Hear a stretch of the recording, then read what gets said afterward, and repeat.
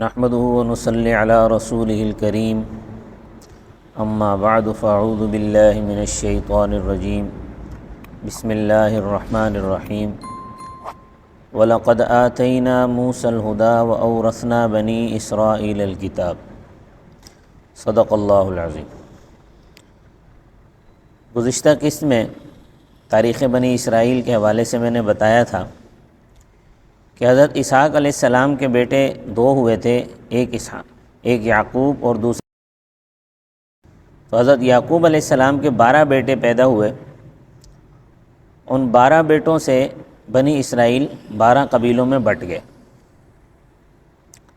زبور کی روایت یہ ہے کہ حضرت یعقوب علیہ السلام نے کنعان کو تلوار کی کمان سے فتح کیا، لیکن اسرائیلی مفسرین طاقت کے استعمال کے خلاف اپنی روایتی نفرت کی وجہ سے کنعان کو دعاؤں اور التجاؤں کے معنی انہوں نے اپنائے۔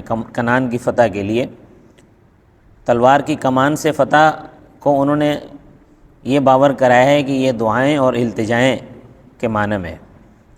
انہوں نے تورات اور زبور کو اس قدر مسخ کر دیا ہے کہ ہم ان پر انحصار نہیں کر سکتے۔ دوسرے تاریخی وسائل کی چھان بین کر کے بنی اسرائیل کے بارے میں صحیح واقعات کا پتہ لگانے کی کوشش کریں گے۔ فلسطین، جسے یہود نے اپنے لیے ارض مقدس ٹھہرایا، نیل، دجلہ اور فرات کے درمیان واقع تھا۔ اپنی تاریخ کے اولین ادوار میں وہ فلسطین کو دودھ اور شہد کا علاقہ قرار دیتے تھے۔ حضرت عیسیٰ علیہ السلام کے زمانے میں بھی یہاں درختوں کی بہتات تھی۔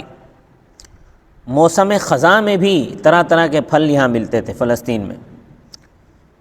دریاؤں کے بجائے بارش کے پانی پر یہاں انحصار کیا جاتا تھا، اور یہ جو بارش تھی یہ اتنی فراوانی سے ہو جاتی تھی کہ اس سے کنویں وغیرہ بھر جاتے تھے، اور نشیبی علاقوں میں پانی جمع کرنے کے لیے تالابوں سے کام لیا جاتا تھا، جنہیں نہروں کے ذریعے سے پھر کھیتوں، قصبوں تک، زمینوں تک پہنچایا جاتا تھا۔ انہی نہروں کے کناروں پر یہودی تہذیب پروان چڑھی۔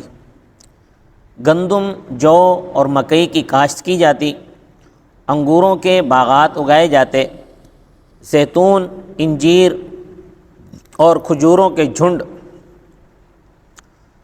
پہاڑوں کی ڈھلانوں پر پائے جاتے تھے۔ مصر اور شام کے درمیان ہونے کی وجہ سے اس علاقے کو ہمیشہ بڑی طاقتوں کا کھلونا بننا پڑا۔ مصری اور شامی جب بھی آپس میں ٹکراتے تھے تو یہودی ان کے درمیان پس کر رہ جاتے تھے، کیونکہ فلسطین کا علاقہ درمیان میں تھا، اس طرف شام اور اس طرف مصر۔ تو اس طرح صدیوں کی محنت اور مشقت سے سیراب کیے ہوئے علاقے اجڑنے لگتے۔ اس پر ترہ یہ کہ بنی اسرائیل کاشتکاری پر غلہ بانی کو ترجیح دیتے تھے۔ چنانچہ انہوں نے اونٹوں، بھیڑ بکریوں کے ریوڑوں نے انہوں نے پال رکھے تھے، تو ان اونٹوں اور بھیڑ بکریوں کے ریوڑوں نے درختوں کی ہریالی کو ہی چاٹ ڈالا۔ اطراف و جوانب میں پھیلے ہوئے جو صحرا تھے اور ریگستان تھے، جو مدتوں فلسطین کے ارد گرد صحرا موجود تھے، وہ اس صحرا کے اندر ایک سرسبز و شاداب علاقے کو دیکھ کر صحرا ترستے تھے، لیکن بالآخر ریوڑوں کی یلغار کی وجہ سے یہ علاقہ بھی صحرا کا منظر پیش کرنے لگ گیا۔ فلسطین اصل میں یہودیہ کے نام سے موسوم تھا، تو صحرا نے اس علاقے کو بھی نگل لیا اور اس کی ساری ہریالی اور سرسبز و شادابی ختم ہو گئی۔ خلیل اللہ کے بیٹے، ابراہیم خلیل اللہ کے بیٹے اور پوتے کی اولاد، جو عرصہ دراز تک 12 قبیلوں کی شکل میں پھلتی پھیلتی اور پھولتی رہی، بالآخر اپنی معیشت کے لیے دوسروں کی محتاج ہو گئی۔ چنانچہ اسوریہ، بابل، ایران، یونان اور روما کی دست نگری اور غلامی کے بعد جب 70 عیسوی میں انہیں قتل و غارت کے بعد جلاوطن ہونا پڑا تو بنی اسرائیل کا جو دل تھا وہ اسی فلسطین کی مٹی میں ہی پڑا رہ گیا۔ انہوں نے بنی اسرائیلیوں نے یورپ، ایشیا اور افریقہ کی تمام قوموں اور علاقوں کو اپنی مخصوص ذہنیت سے متاثر تو کیا، لیکن اپنی انفرادیت کو انہوں نے باقی رکھا اور حتی الامکان یہ اس میں کامیاب بھی رہے۔ 20ویں صدی میں جب یہود کے ارض مقدس میں لوٹنے کے آثار کچھ نظر آئے تو اقوام عالم نے دیکھا اور حیران رہ گئی کہ 2000 سال سے بھی زیادہ عرصہ اس قوم کو یورپی اور ایشیائی قومیں متاثر نہیں کر سکی، یعنی 2000 سال کے عرصے میں بھی یہ یہودی جو تھے بنی اسرائیلی یہ ایشیائی اور یورپی قوموں میں ضم نہیں ہو سکے۔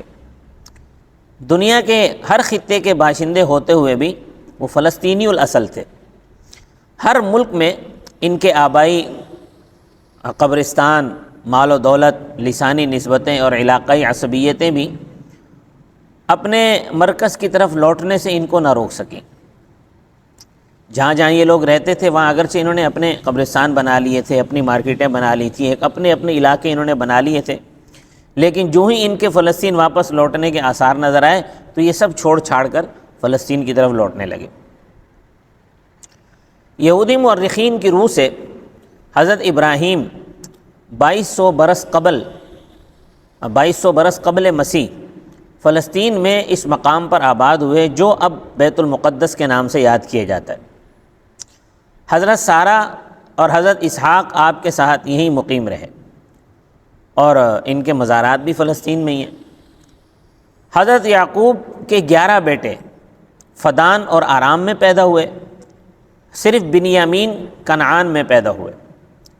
حضرت یوسف علیہ السلام کو بھائیوں نے فروخت کر کے مصر بھجوا دیا، جہاں آپ مختلف مراحل سے گزرتے ہوئے عزیز مصر کے عہدے پر فائز ہوئے، اور آپ نے حضرت یعقوب کو اور اپنے 11 بھائیوں کو بلوا کر مصر میں بسا لیا۔ حضرت یعقوب کے وصال پر حضرت یوسف علیہ السلام نے ان کا تابوت مقام ابراہیم اور اسحاق میں پہنچایا اور خود مصر واپس لوٹ آئے، جہاں یعقوب کے خاندان آباد ہو گئے تھے، یعقوب کی اولاد جہاں آباد ہو گئی تھی۔ حضرت یوسف علیہ السلام نے وفات کے وقت یہ وصیت فرمائی تھی کہ بنی اسرائیل جب بھی ارض موعودہ یعنی فلسطین کی طرف لوٹیں تو مصر سے میرا تابوت نکال کر اپنے ساتھ لے جائیں۔ چنانچہ جب حضرت موسیٰ علیہ السلام بنی اسرائیل کو مصر سے لے کر نکلے تو حضرت یوسف علیہ السلام کا تابوت بھی اپنے ساتھ لے آئے تھے۔ حضرت ابراہیم علیہ السلام اور حضرت موسیٰ علیہ السلام کے درمیان تقریباً 1000 برس کا فاصلہ ہے، 1000 برس کا زمانہ گزرا ہے۔ یہودی مورخین کا بیان ہے کہ مصر میں حضرت یعقوب کی اولاد اس قدر پھیلی کہ حضرت موسیٰ کے ساتھ نکلنے والے جو بنی اسرائیلی تھے ان کی تعداد 6 لاکھ سے کچھ زائد تھی۔ حضرت یوسف علیہ السلام کے دور اقتدار کے ساتھ ہی حضرت یوسف کے بھائیوں کا عروج مصر میں ختم ہو گیا۔ ان کی نسلی ترقی سے ڈر کر فرعونہ مصر نے انہیں دبا لیا اور انہیں غلام بنا کر مشقت پر لگا دیا۔ انجیل کے مطابق مصر میں بنی اسرائیل کا یہ قیام 430 برس تک رہا، تو اس اعتبار سے وہ مصر میں 1650 قبل مسیح کے لگ بھگ داخل ہوئے اور 1260 قبل مسیح میں فرار ہو کر وہاں سے نکل آئے۔ البتہ یہ حقیقت ہے کہ فراعنہ مصر کے ظلم و ستم نے بنی اسرائیل کو جس قدر کچلا اتنی ہی ان کی اولاد بڑھتی چلی گئی، جسے مصری حکمرانوں نے اپنے عظیم الشان اہراموں کی تعمیر پر لگا دیا۔ حضرت موسیٰ علیہ السلام نے انہیں اس عذاب سے نجات دلائی، اور جب ان سے نجات مل گئی تو اللہ تبارک و تعالی نے حضرت موسیٰ کے ذریعے بنی اسرائیل سے کہا کہ فلسطین کو فتح کرو۔ لیکن فلسطین میں اس وقت جو لوگ رہتے تھے، اللہ نے فتح کا وعدہ فرمایا تھا، لیکن فلسطین میں اس وقت جو لوگ رہتے تھے وہ بڑے ڈیل ڈول والے اور بڑے طاقتور قسم کے لوگ تھے۔ بنی اسرائیل نے جہاد کرنے سے منع کر دیا۔ دیکھیں مصر کے اندر 450 سال تک یہ لوگ پستے رہے، مصریوں کے خلاف، فرعونہ مصر کے خلاف جہاد نہیں کیا انہوں نے، تو ذہنی طور پر اتنے پست ہو چکے تھے کہ اللہ کی طرف سے فتح کا وعدہ ہوتے ہوئے بھی یہ لوگ فلسطین میں جہاد کے لیے تیار نہیں ہوئے۔ تو اللہ تبارک و تعالی نے ان کو ادھر ہی وادی سینا میں، صحرائے سینا میں ان کو سرگرداں اور پریشان کر دیا۔ تو وادی سینا میں یہ مارے مارے پھرے، بالآخر انہوں نے توبہ کی، کنعان کو فتح کیا اور مقامی باشندوں کو تہتیق کر دیا۔ حضرت یوشع کی قیادت میں بنی مدین کے خلاف بھی جنگیں لڑیں انہوں نے، تو 2 شہروں میں 1,20,000 باشندوں کو موت کے گھاٹ اتار کر سرزمین موعود یعنی فلسطین پر قبضہ کر لیا۔ یہ واقعات تورات میں، بائبل میں اور قرآن مجید میں اسی طرح بیان کیے گئے ہیں۔ اگرچہ قرآن حکیم کی تفصیلات اور جزیات مختلف ہیں، لیکن دیکھنا یہ ہے معاف کیجیے گا، دیکھنا یہ ہے کہ وہ حقائق کیا تھے جن کی وجہ سے حضرت ابراہیم، حضرت یعقوب اور حضرت اسحاق علیہ السلام کی اولاد، حضرت ابراہیم، حضرت اسحاق اور حضرت یعقوب کی اولاد، حضرت یوسف علیہ السلام کے احسانات اور اقتدار کے باوجود فرعونہ مصر کے ہاتھوں ذلتی کی پستیوں میں جا گرے، جس سے نکالنے کے لیے انہیں اللہ تعالیٰ نے حضرت موسیٰ علیہ السلام کو مبعوث فرمایا۔ ایک طرف تو ہم دیکھتے ہیں کہ جس مصر میں حضرت یوسف علیہ السلام کو غلام بنا کر لے جایا گیا، اس میں حضرت یعقوب اور برادران یوسف کی آمد پر شادیانے بجائے گئے اور ان کا شایان شان استقبال بھی کیا گیا۔ اور جب حضرت یعقوب علیہ، جیسا کہ تورات کے اندر یہ بات موجود ہے، تو فرمایا، اور جب حضرت یعقوب، ذرا اس کو عبارت کو پڑھ لیتے ہیں، اور جب حضرت یعقوب علیہ السلام کی آمد کی خبر دارالسلطنت میں پہنچی تو حضرت یوسف سلطنت کے بڑے امراء، اہل مناصب اور فوج فرا کو لے کر ان کے استقبال کے لیے نکلے اور پورے تز کو احتشام کے ساتھ ان کو لائے۔ وہ دن بڑے جشن کا دن تھا، عورت، مرد اور بچے بھی اس جلوس کو دیکھنے کے لیے اکٹھے ہو گئے تھے اور سارے ملک میں خوشی کی لہر دوڑ گئی تھی۔ تو دوسری طرف اس واقعے کے صرف 400 سال کے بعد جب حضرت موسیٰ علیہ السلام نے انہیں اپنی پیروی کی تلقین کی، تو جواب میں بنی اسرائیل کہنے لگے کہ ہماری مثال تو ایسی ہے کہ بھیڑیے نے بکری کو پکڑا، چرواہے نے آ کر اسے بچانے کی کوشش کی، دونوں کی کشمکش میں بکری کے ٹکڑے اڑ گئے۔ بس اسی طرح تمہاری اور فرعون کی کھینچا تانی میں ہمارا کام تمام ہو کر رہے گا۔ فرعون اور موسیٰ کی رد و قد میں عام اسرائیلیوں کا طرز عمل کیا تھا، اس کا اندازہ تورات کی اس عبارت سے ہوتا ہے۔ ذرا سنیے، جب وہ فرعون کے پاس سے چلے آ رہے تھے تو ان کو ہارون اور موسیٰ علیہم السلام کی ملاقات کے لیے رستے پر کھڑے ملے۔ تب انہوں نے ان سے کہا کہ خداوند ہی دیکھے اور تمہارا انصاف کرے، تم نے تو ہم کو فرعون اور اس کے خادموں کی نگاہ میں گھناؤنا کیا ہے کہ ہمارے قتل کے لیے ان کے ہاتھ میں تلوار دے دی ہے۔ تو ان حوالوں سے صاف ظاہر ہے کہ 400 سال کے اس عرصے میں بنی اسرائیل اخلاقی انحطاط اور پست ہمتی میں بری طرح مبتلا ہو چکے تھے۔ ان میں اتنا عزم اور ارادہ باقی نہ رہا تھا کہ وہ اللہ پر بھروسہ کرتے، کفر و ضلالت کے خلاف ایمان اور ہدایت کا علم لے کر نکلتے، اپنا حق حاصل کرتے۔ بائبل کی روایت کے مطابق خروج کے دوسرے سال بیابان سینا میں جب حضرت موسیٰ علیہ السلام نے ان کی مردم شماری کرائی تو ان کی تعداد 6,03,550 تھی۔ حالانکہ بنی اسرائیل جب مصر میں داخل ہوئے تھے تو حضرت یوسف سمیت ان کی تعداد صرف 68 تھی۔ تو ہمیں یہ ماننا پڑتا ہے کہ حضرت یوسف علیہ السلام کے ساتھ جو کردار برادران یوسف نے روا رکھا تھا، یہ ان کی طبیعتوں کا خاصہ تھا۔ ان کی سیرت کا عالم یہ تھا کہ حضرت یوسف کے لیے باپ کی محبت کو برداشت نہ کر سکے۔ تورات میں یوسف کا جو واقعہ پیش کیا گیا ہے اس میں بھی حضرت یوسف پر ہی یہ الزام عائد کیا گیا ہے کہ وہ باپ اور بھائیوں کی چغلیاں کھایا کرتے تھے، اس لیے بھائی ان سے ناراض تھے۔ خواب دیکھنے کے بارے میں بھی تورات اور بائبل دونوں قرآن حکیم سے اختلاف کرتے ہیں۔ ان کا بیان ہے، ذرا سنیے تورات کا بیان کیا ہے کہ حضرت یعقوب نے خواب سن کر بیٹے کو خوب ڈانٹا اور کہا، اچھا اب تو یہ خواب دیکھنے لگا ہے کہ میں اور تیری ماں اور تیرے بھائی سب تجھے سجدہ کریں گے؟ یہ بات تو عقل سلیم ہی کے خلاف ہے کہ بچے کو خواب دیکھنے پر ڈانٹا جائے، کیونکہ خواب تو غیر اختیاری چیز ہے۔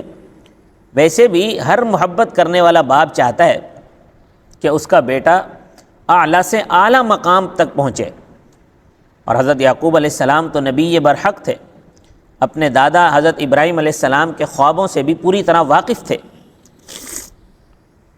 چنانچہ انہوں نے اس سے جو تعبیر نکالی وہ قرآن حکیم کے مطابق ہی ہو سکتی تھی۔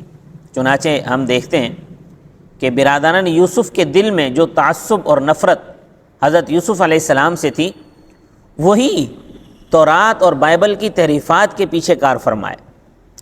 اور یہ سمجھنا بے جا نہ ہوگا کہ یہ بھائی حضرت یوسف علیہ السلام کے عروج کو بھی برداشت نہ کر سکے۔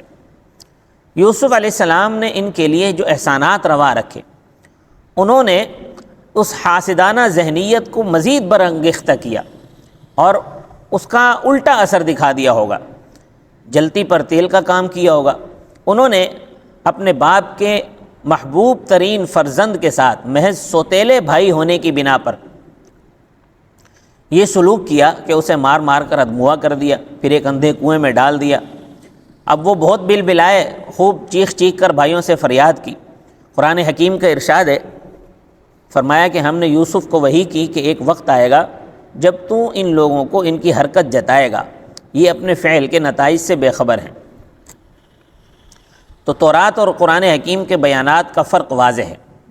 تو ظاہر ہے کہ جب اللہ تعالیٰ نے حضرت یوسف علیہ السلام کو عالم رویا میں منازل کی بشارت دی، جن کی مراد چاند، سورج اور 11 ستاروں کے سجدے کی صورت میں ظہور پذیر ہونے والی تھی، تو وہ انہیں چاہ کی تنہائی میں بے یار و مددگار اللہ کیوں چھوڑتا؟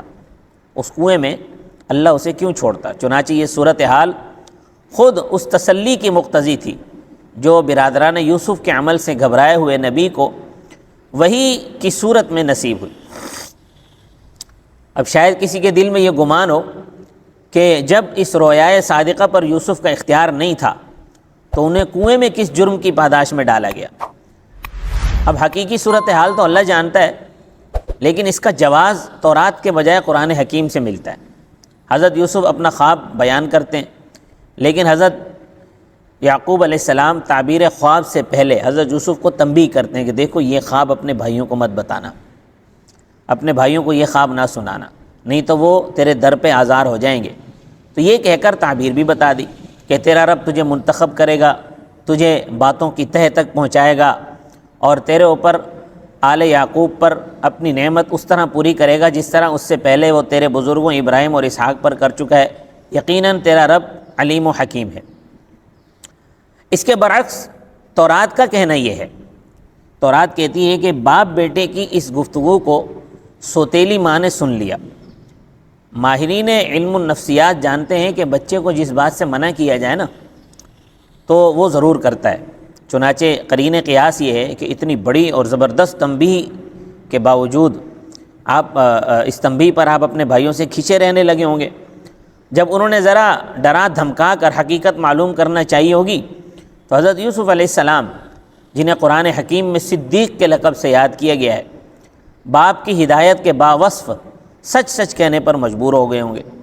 بھائیوں کے لیے یہ بشارت ربانی اپنی طبعی نفرت میں شدت کا باعث ہوئی ہوگی، لیکن بظاہر حضرت یوسف علیہ السلام کے شفیق باپ سے جدائی اور اپنے بھائیوں کے ہاتھوں کنویں میں گرایا جانا اور دوسری مصیبتیں اسی کا نتیجہ تھیں، لیکن بباطن حضرت یوسف علیہ السلام کے عروج کا زینہ ثابت ہوئیں کہ جو انہوں نے تکلیفیں پہنچائیں وہ حضرت یوسف کے عروج کا زینہ ثابت ہوئیں، جس کے لیے مشیت الہی نے ان کے بھائیوں کو یہ کردار سونپ دیا تھا کہ یہ تم نے کرنا ہے۔